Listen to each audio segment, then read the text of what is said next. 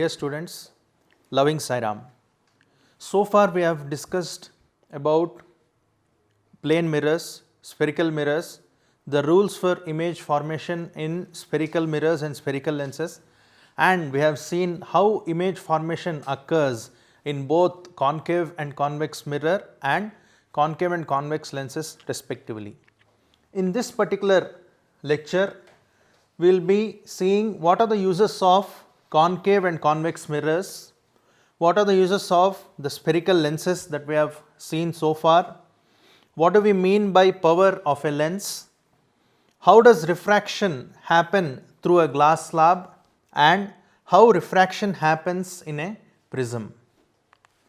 So, uses of mirrors. So, you need to remember any 2 or 3 important uses of concave and convex mirrors as well as concave and convex lenses.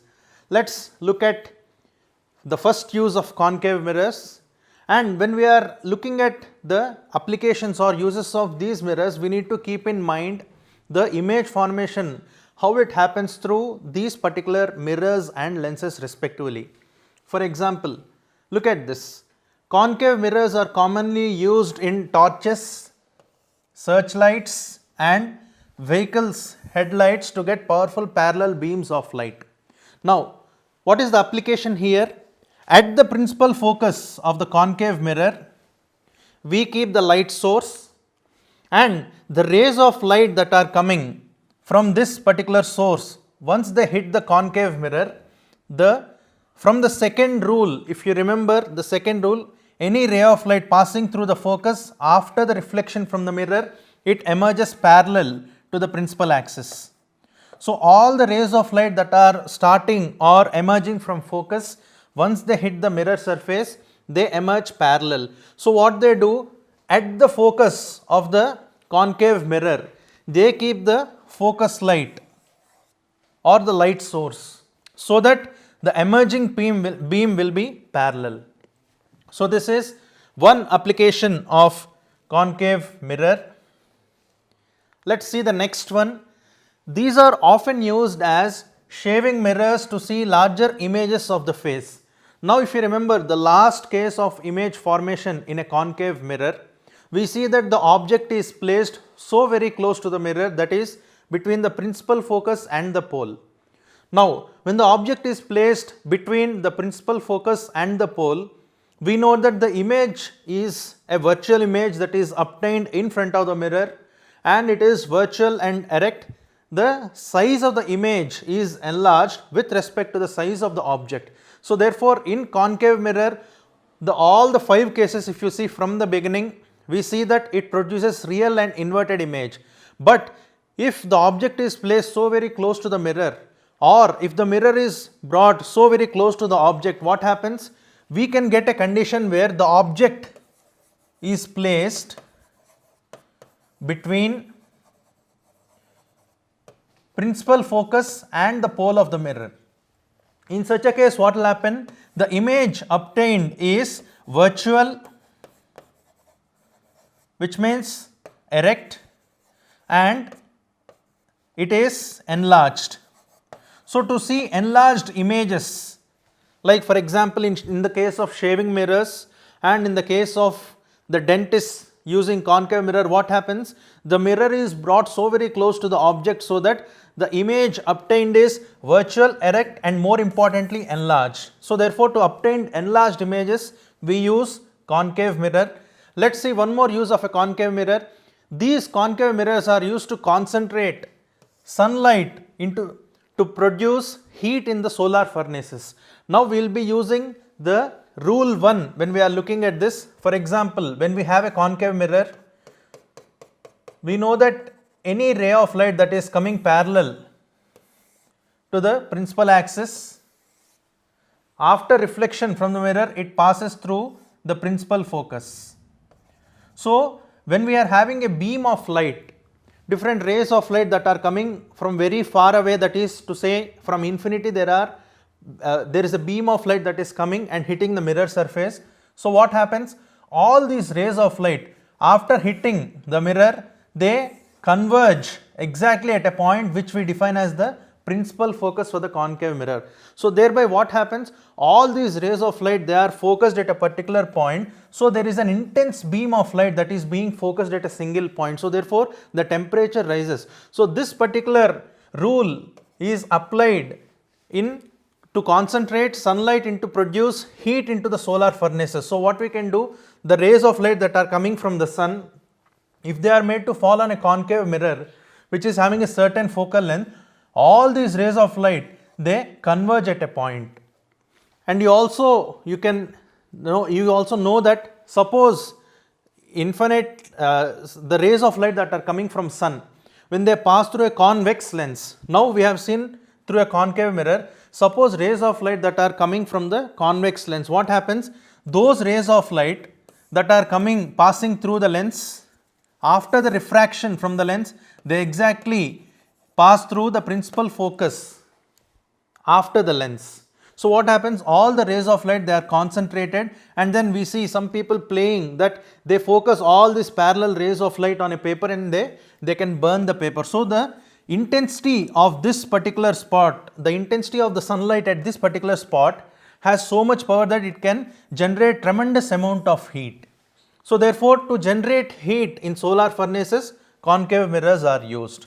So these three rules you can remember, and there are many rules for many uses of concave mirror. Similarly, convex mirrors. Now we know that in convex mirrors all the images are virtual and erect.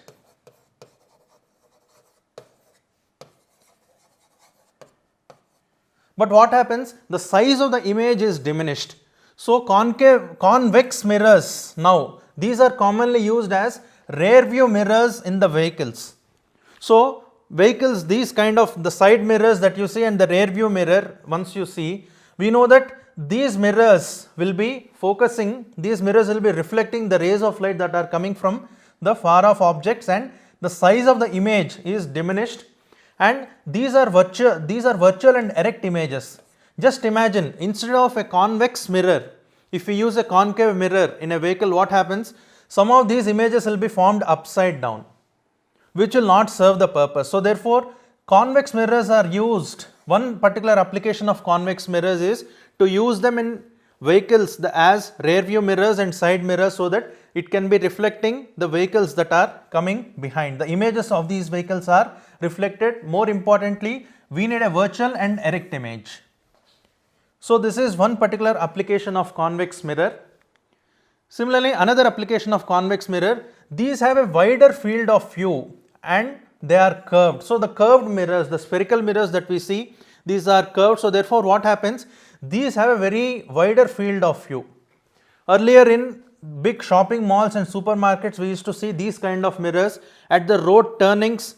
Whenever there is a curve on the road, you can see these kind of mirrors that are placed, so that we can see there is a larger field of view. You can see the whole. Suppose when you are taking a U-turn, or when there is a sharp bend at the ghat, suppose when we are traveling, what happens, unless we know what is coming from the other side, if we are not able to follow up what is coming from the other side, there is a possibility of an accident that can happen. So therefore these convex mirrors, because of their wider field of view, they are used in shopping malls and then on the roads to have a larger view of the vehicles that are coming from the opposite direction. So this is another example of use for convex mirrors. So one or two uses of each of these kinds of mirrors you can be remembering. Similarly, suppose when we come to lenses, a convex lens, this is also called as a converging lens. And remember that the properties of a convex lens are similar to that of the properties of a concave mirror. So one of the most simplest use of convex lens is in a magnifying glass. So when there is a text and then when we want to magnify, if you remember all the 6 rules of image formation in a convex lens, we know that a magnified image will be obtained once you place the object. So this is the convex lens. So this is the 2f point, this is f,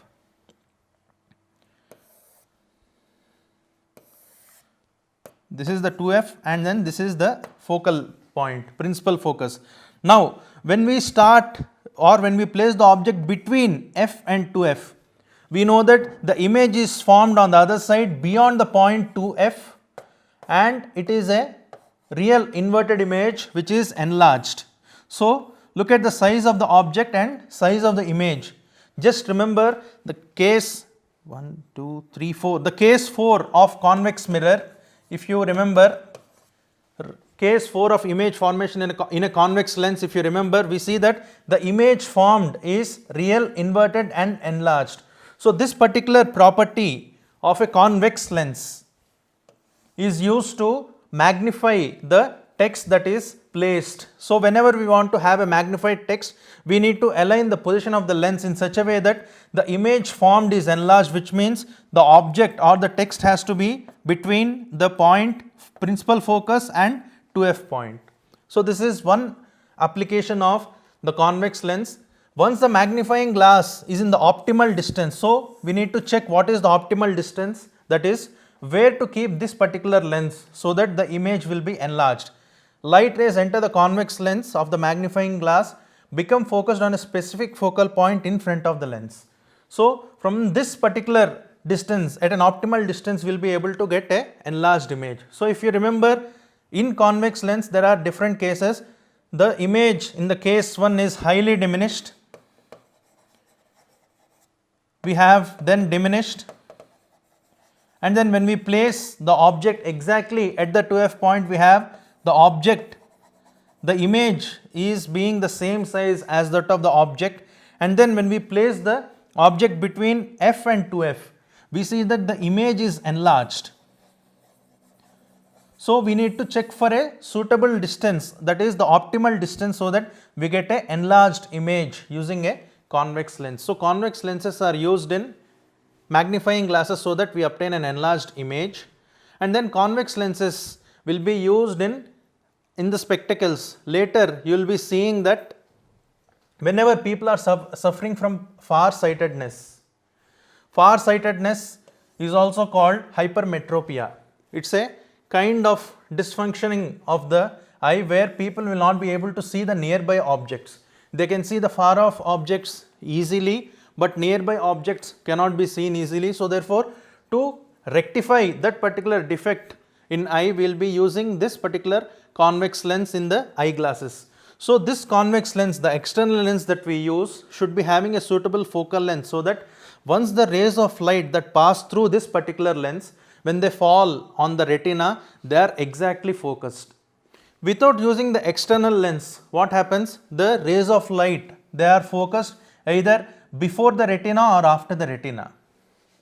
So, using a particular convex lens of suitable focal length, we will be able to focus all the rays of light exactly on retina. In fact, in the next subsequent chapter, that is human eye and the colorful world, you will be seeing how a human eye functions and how these external lenses are used to rectify the defects of vision in a human eye. Similarly, other uses of convex lens. In cameras, we need cameras of different, when we want to click pictures from a camera, we use a combination of concave and convex lenses. So, when concave and convex lenses are used in succession, what happens? These rays of light, they are able to focus exactly, they are able to focus to a finer extent, and then we will be able to zoom in and zoom out. Because of this, there are clear images that are obtained. So, there are different lenses that are used in succession: convex lens, concave lens and convex lens. Why we need to use this? Because sometimes using a single lens, the image could be obtained and the image form could be inverted. So, to remove this particular inversion, and then the second point is to magnify. So, using only a single lens, what could happen? The image could be inverted or the image could be diminished. So, therefore, using different lenses in succession, what they do, they try to suppose an image formed is inverted, that becomes the object for the next particular lens, and therefore, it will be forming an erect image, and then there is also a magnification that can happen.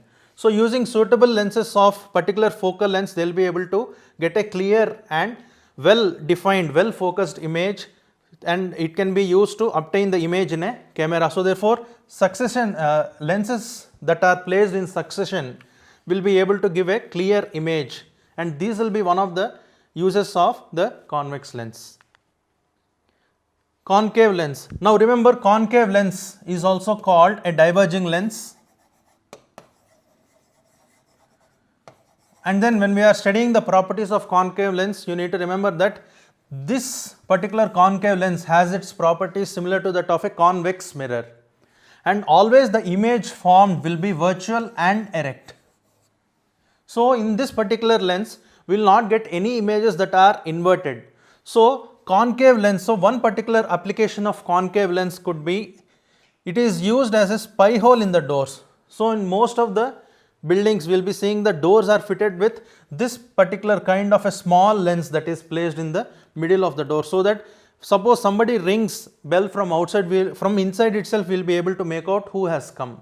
So these are used as spy hole doors, spy holes in the doors in most of the buildings, and this particular property of the concave lens, that is forming a virtual and direct image, will give us a picture as to who has come, and then we will be able to see, even before we open the door, we will be able to see the outside person who is standing.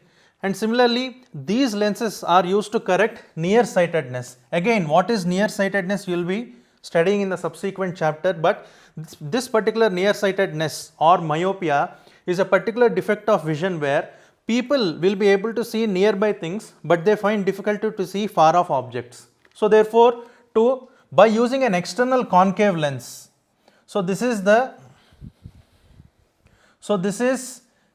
replica, the image of a human eye. When the vision is perfect, inside the human eye there is a convex lens inside the eye. When there is no defect of vision, all the rays of light, they will be focusing exactly on the retina. But whenever there is a defect of vision, you will see that in some cases the rays of light are focused in front of the retina, and then in some cases they are formed behind the retina. For example, in nearsightedness, whenever a person is suffering with this particular defect of vision, all the rays of light are focused here.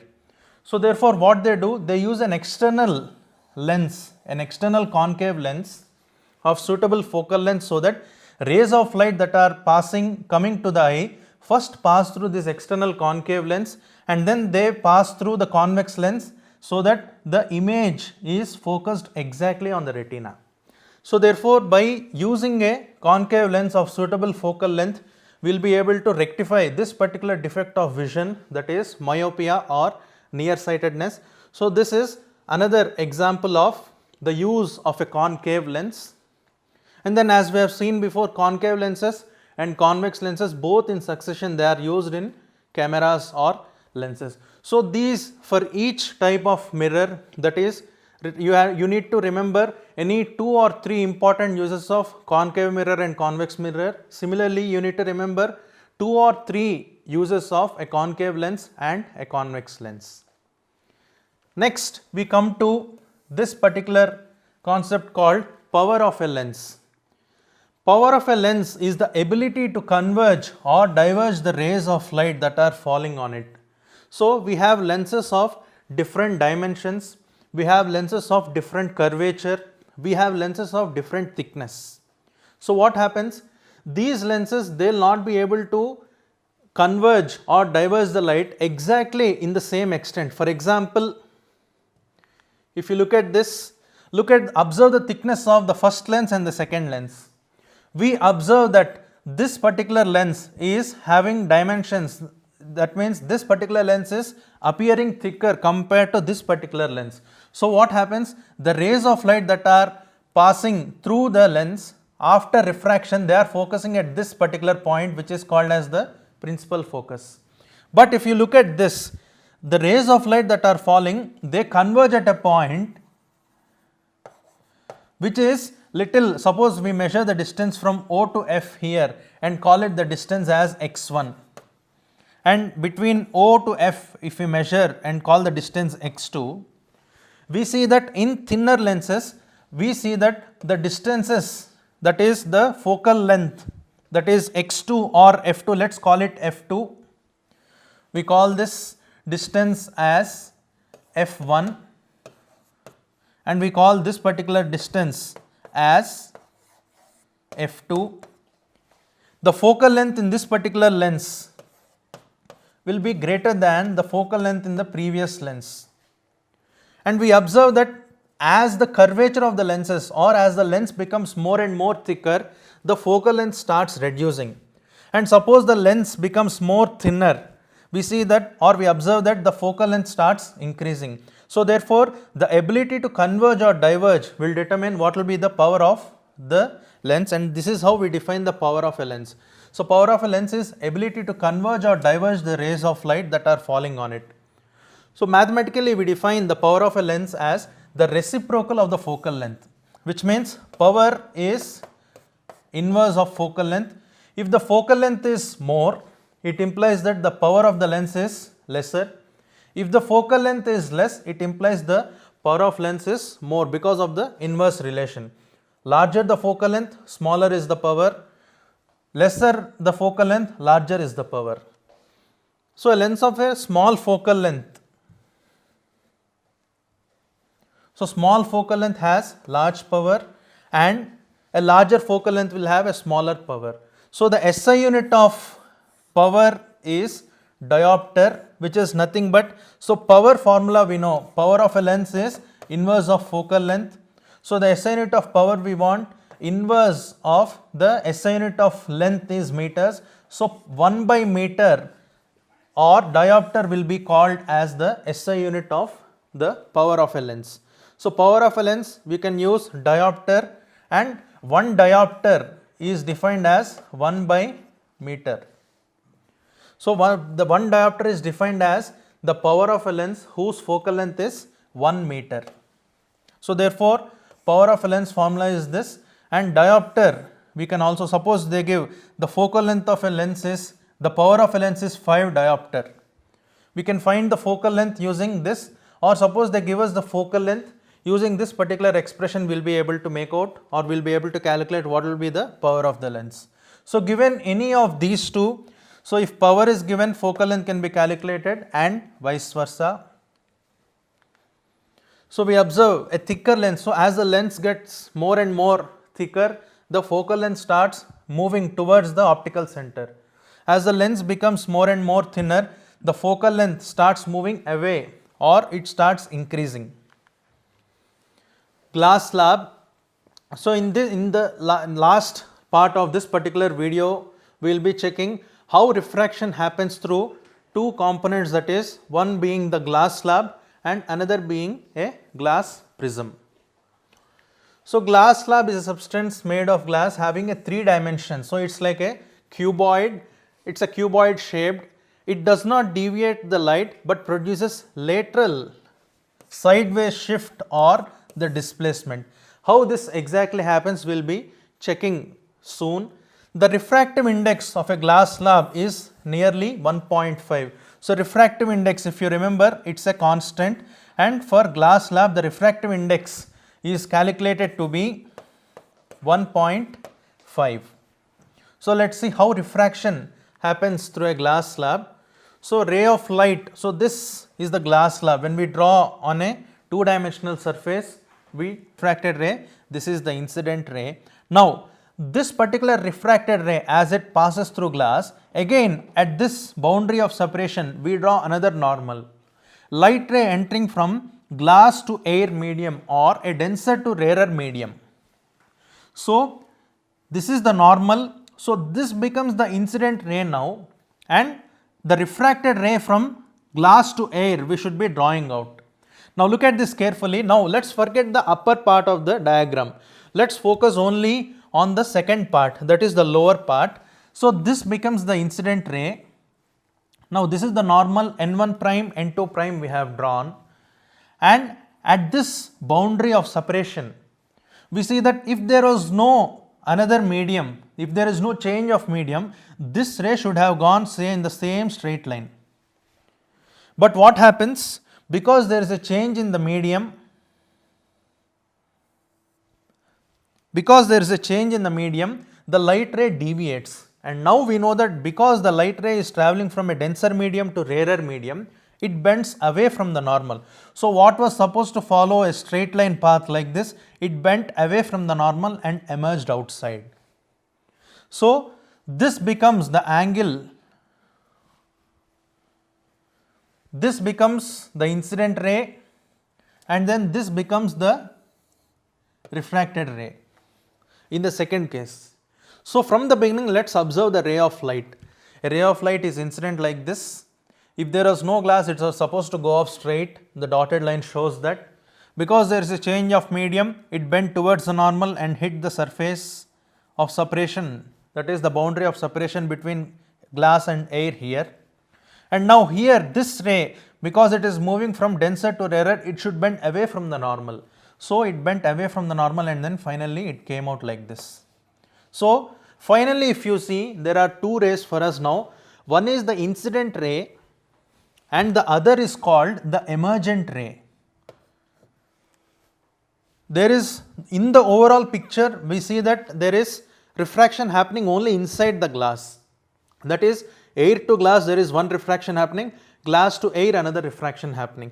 So if you just look at the incident ray, and which is supposed to go straight, and the final outcome, the output here, the emergent ray, if you observe, we see that these two rays of light, they are parallel. The imaginary line which was supposed to go straight, which means the incident ray which was supposed to go in the same straight line, versus the incident ray after refracting once and refracting the second time when it comes out, these two rays of light, they appear to deviate or to shift laterally.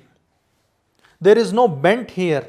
The incident ray of light should have gone off straight, but because we put a glass, the incident ray of light bent and bent again so that it emerged like this. So we see that there is a lateral displacement, there is a lateral shift. So the light ray which was supposed to, so a ray of light which was supposed to go straight, if you want to displace that particular ray of light, or if you want to, you don't want to change the direction. Now look at the direction. These two rays, if you observe very carefully, these two rays are exactly parallel. There is no deviation. But what happened? The light ray which was supposed to go straight like this, it deviated by a distance called d. And this distance is called the lateral shift. By what distance it shifted? And then the light ray is going like this now. So whenever we want to just shift the ray of light by a particular distance and we do not want to change the direction of the ray of light, we need to insert a glass slab of a suitable refractive index.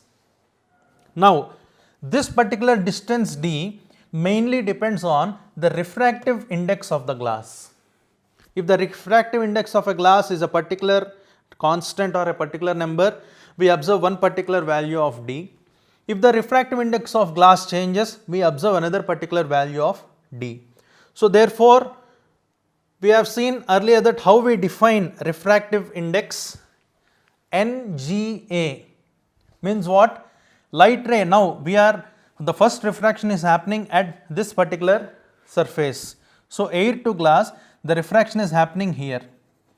Because there is a medium called glass, when light ray travels from air to glass, the refraction is happening in glass.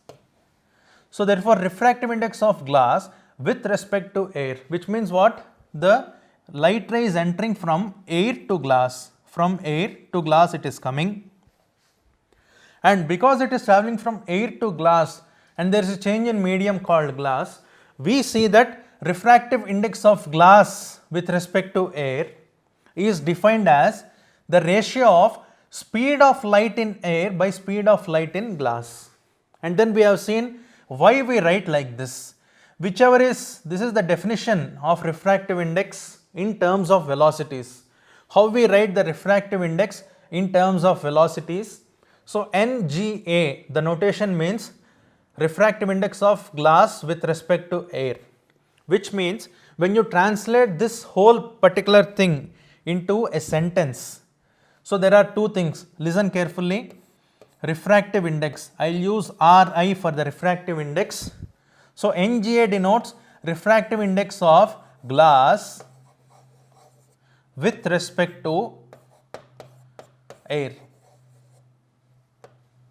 NGA denotes refractive index of glass with respect to air, and it also means that light ray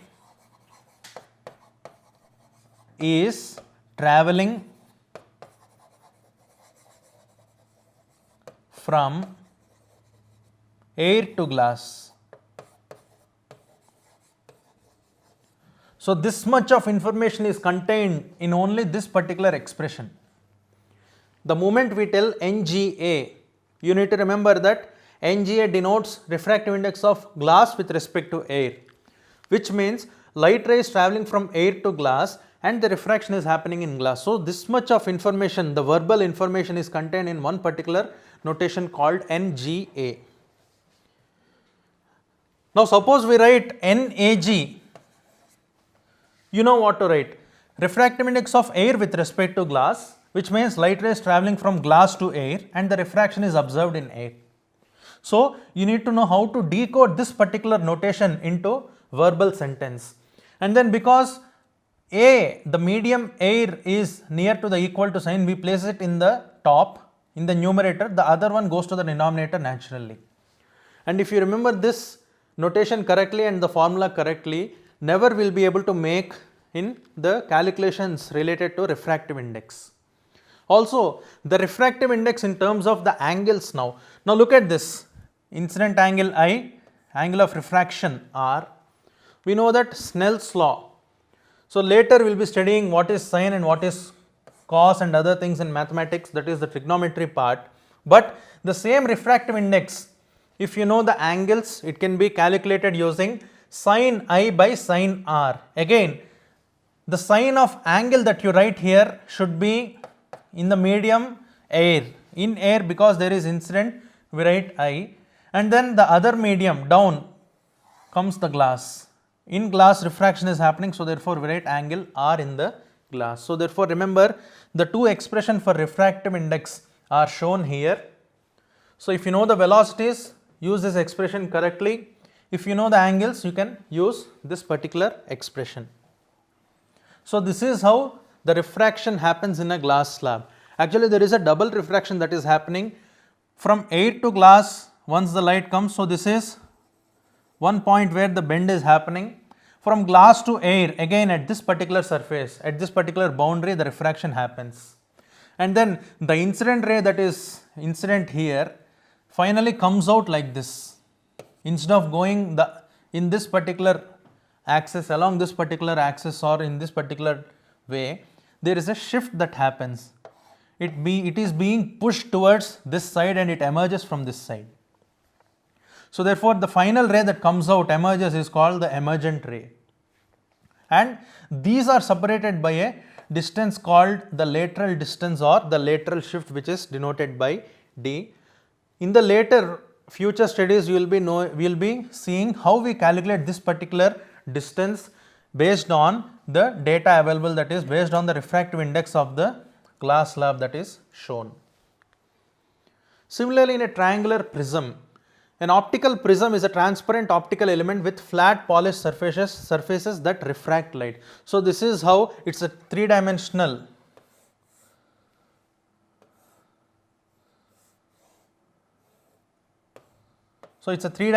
object. It's a three-dimensional surface that you are seeing here.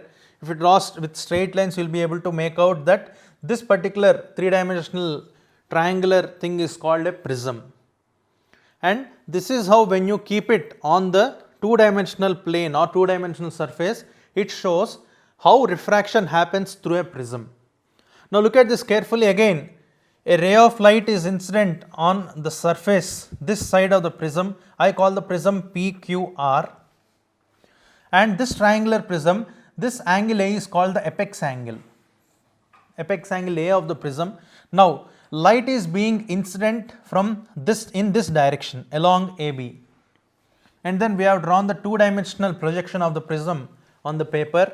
Now the normal at this particular, so we know this is air, this is glass, and then this is air. So refraction happens at two different boundaries. One is at the air glass boundary it happens. So here the ray of light, look at this now, AB, let's go part by part. Let's look at the half where between air and glass, the ray of light is being incident. The ray of light AB came here. Now, this is the normal we draw for the surface. For the surface or to the side PQ of the prism, we draw an imaginary normal. Let's name the normal here. So, this is the normal N1, N2. We call this the normal which is exactly perpendicular to the surface or to the side PQ. So, this is the normal. The incident ray is AB. The angle of incidence I call it I1, or we can denote it by I.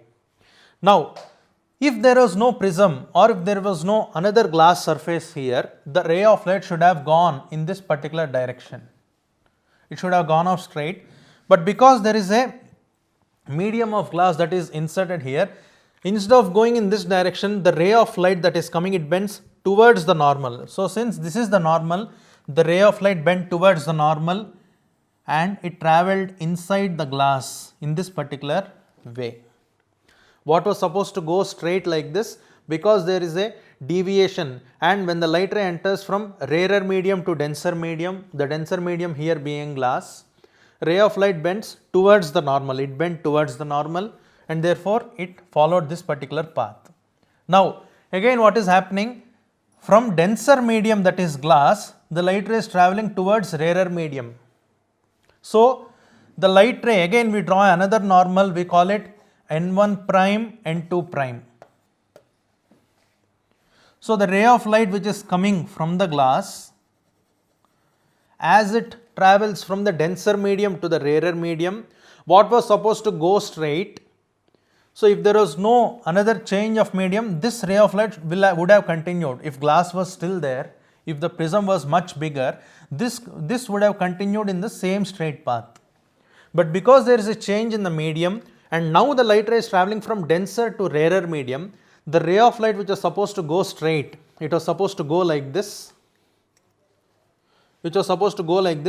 it bends away from the normal, it won't bend towards, because denser to rarer medium, the ray of light bends away from the normal. So, this ray of light bent and finally came out like this. So, here we need to observe, when a light ray travels from rarer medium to denser medium, it bends towards the normal. This is the normal, it bent towards the normal. And now it is travelling from denser medium to rarer medium, what was supposed to go off straight, it bent away from the normal. So, this is the normal, right? So, the ray of light, it should bend away, it cannot bend towards the normal. So, if you look at the picture carefully, this incident ray of light undergoes refraction once, undergoes refraction again, and it comes out like this. So, the incident ray of light, you call it AB, and then CD denotes the emergent ray of light. Now, in the previous case when you saw the incident ray of light and emergent ray of light, they were found to be parallel. They were found to be parallel, and there is only a shift that was observed, D. This incident ray of light and the emergent ray of light, they only shifted by a particular distance called the lateral shift, that is denoted by D. But now you observe in the triangular prism what happens. The incident ray of light, which was going like this, and the emergent ray of light, these two are diverging. So, there is no possibility that on this side, now look at, just focus only on these two.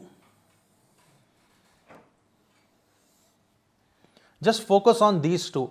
The incident ray of light which should have gone straight, and because of double refraction that is happening, the incident ray of light finally emerged out like this.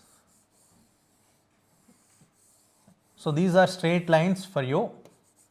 If you draw using a scale and pencil, you will be able to make out that these lines will definitely be straight.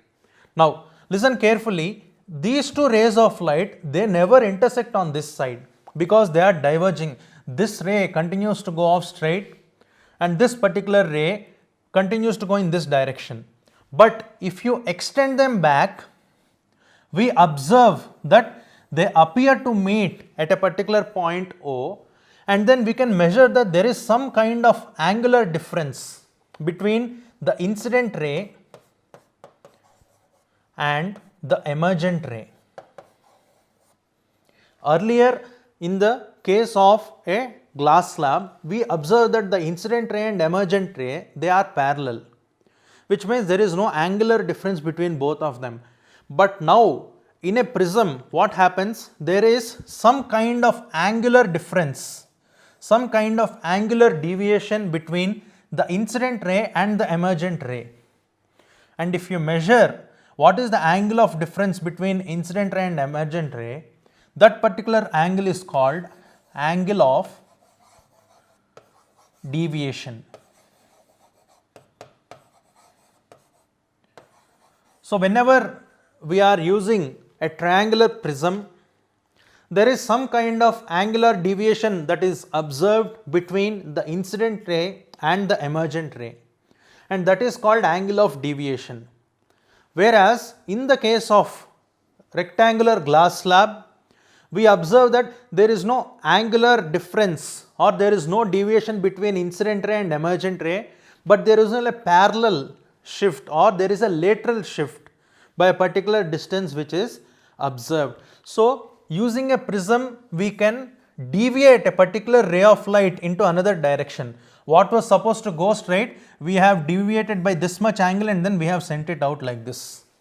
Now depending on the refractive index of the material of the prism that is used and depending on the apex angle of the prism, this angle of deviation can be varied. So therefore, apex angle and refractive index play a significant role in deviating a ray of light in a triangular prism, whereas in a rectangular glass slab, between the incident ray of light and emergent ray of light, there is no angular difference, but there is only a lateral shift that is observed. So suppose they are asking questions in the exam that we want to just make or we want to shift a ray of light parallelly by a distance d. What component should we use? And they give 4 options. One is a lens, then a glass slab, and then third, if they give a prism, and they give none of the above. So the question asked is, suppose you want to laterally displace a ray of light by a particular distance, which of the 4 components do we use? Tick the correct choice. So what we need to use? We need to use a glass slab. A lens may not do it, a prism will not be able to do it. So therefore, other 3 options are non-relevant for us. A glass slab will not deviate the ray of light by any angle, but it deviates by a particular distance, which is called the lateral displacement. Similarly, suppose they ask a question as to when we want to introduce an angular deviation in a ray of light, that is an angular deviation between the incident ray of light and emergent ray of light, which of the following components do we use? And then you need to know that a triangular prism will introduce an angle of deviation between the incident ray and the emergent ray. So therefore, in this particular lecture, we have seen what are the different uses of concave mirrors and convex mirrors. Similarly, what are the different uses of concave lenses and convex lenses. And finally, we have seen how refraction happens through a glass slab and how refraction happens through a prism. Of course, these two, refraction through a glass slab and refraction through a prism, can be experimentally verified in the laboratory, and then you will be able to make out how the incident ray and emergent ray will be deviating by an angle in the case of a prism, and similarly how incident ray and emergent ray will be parallel in the case of a glass slab. With this, we conclude this particular lecture, and in the next video we will be seeing as to how to solve numericals in this particular chapter of light, reflection and refraction. Thank you and Sai Ram.